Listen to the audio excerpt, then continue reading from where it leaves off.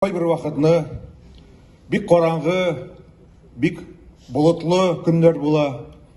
Һәм шул вакытта кораблар, баржалар, көймәләр, алар юлларын югалталар,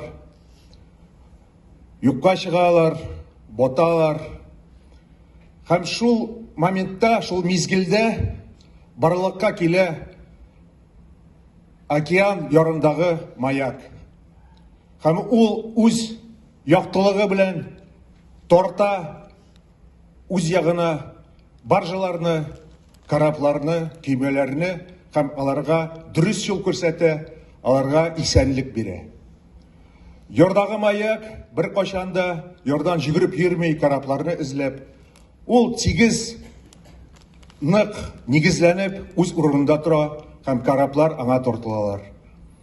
Менә Илдар Юзеев ул безнең маякларыбызның берсе. Ул безгә, бөтенебезгә, яшьләргә, өлкәннәргә, юлны югалткан кешеләргә юл, дөрестлек, иман күрсәтә торган кеше.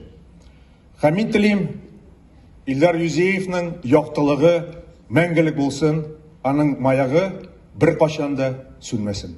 Рәхмәт. Амин, шулай булсын, рәхмәт.